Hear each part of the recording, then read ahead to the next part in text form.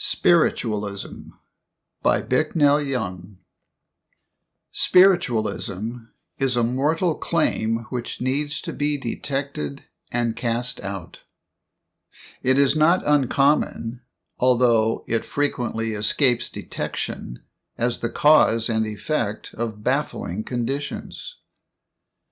In the case of a man I know very well, the uncovering of spiritualistic influence solved a long-standing combination of difficulties. He was the only son in a large family.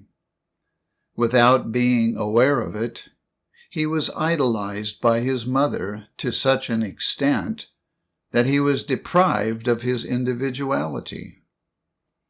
Unlike his sisters, he was rather sickly, had a difficult time growing up, was diffident, bashful, without initiative, and matured in his late 20s. From his early years, he had suffered from an ailment which the family doctor diagnosed as an enlarged kidney. Eventually, he found Christian Science and a measure of freedom, but the kidney condition persisted. 10 years after the passing of his mother, a scientist uncovered the claim of exaggerated mother love, and also opened his eyes to the spiritualistic influence of his mother, although she had been gone for a decade. This man treated himself and was entirely healed in 10 days. Although his mother had passed on, the universal belief in human motherhood, in mortal mind, had in no wise changed, and it constituted a channel through which he was controlled by the impersonal evil called mother love. When he saw that human birth, motherhood, sonship, human love, human relationships, domination, and so on, constituted a belief of mortal mind which had been aggressive in his experience, he was then prepared to destroy the claim of spiritualism, or spiritualistic influence. He realized that his unconscious admission of a mother who had passed on opened the way for the mental trespass to be continued. In other words, he became aware that the error was of his own making, in that he ignorantly acquiesced in the seeming reality of the mortal sense, the power and the claim of spiritualism to maintain a control over him, because of his belief that his mother had died. As it grew clear to him that death is but another phase of the dream that existence can be material, the spiritualistic influence no longer had place or power in his thinking, and the physical inharmony disappeared. Science and Health, page 427. Spiritualism presents in a subtle way an insistent and persistent sense of domination and control. The victim may not be aware of the mental influence, and therefore may not be able to establish the mental integrity which can successfully cope with the situation. It often happens that the victim suffers greatly from the loss and separation, and so quite unwittingly opens wide the door to spiritualistic control. Nor need the relation be a family one. I know an instance in which a practitioner was involved with a patient. These two women were very dear to each other.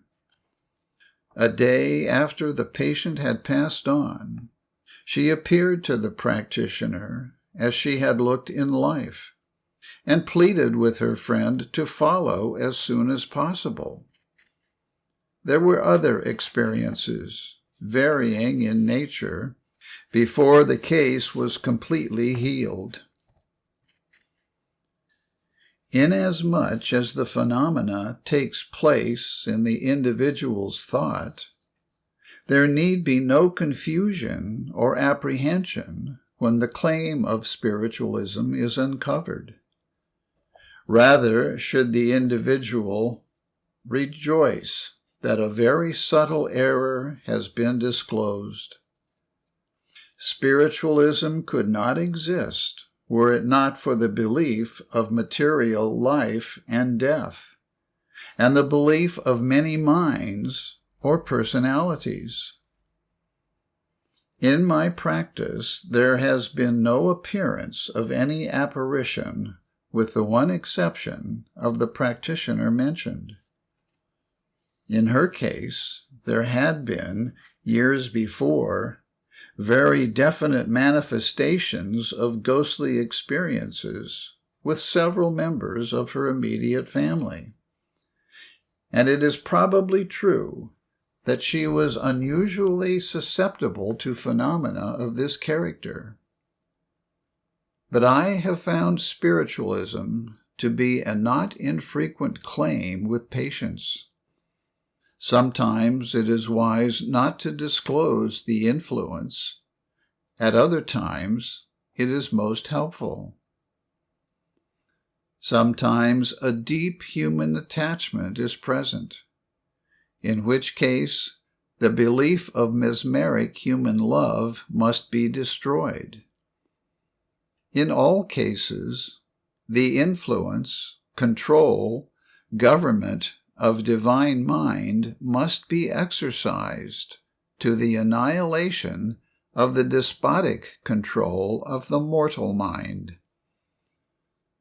The same selfish desire to dominate, which is often manifested by parents toward children upon the basis of knowing what is best for them, and that, too, even though the children have reached the adult stage and need to order their own lives, that too is met within the claim of spiritualism, which is essentially selfish in its nature. A woman about 40 years of age, whose father had been of an exceedingly dominating nature and had exercised control over the brothers and sisters, but was not permitted to dictate to her, came under spiritualistic control after his death. Ignorant of this influence, her affairs for 5 years subsequent to his demise became more and more involved. With the claim uncovered, they began to improve at once. The desire to dominate humanly is one of the commonest in the entire list of human fables, a circumstance which allows the influence of spiritualism to enter unseen and unmolested into human affairs. Spiritualism is always concerned with the past. We are told in the Bible, God requireth that which is past. Ecclesiastes 3, verse 15. The time element is an essential factor in the suffering imposed by spiritualistic influence. Time is one of the commonest sins. It is defined in the glossary of the textbook as, quote, mortal measurements, limits in which are summed up all human acts, thoughts, beliefs, opinions, knowledge, end quote. Science and Health, page 595. Without one's acknowledgement of the reality of a human life lived in the past, spiritualism could have no power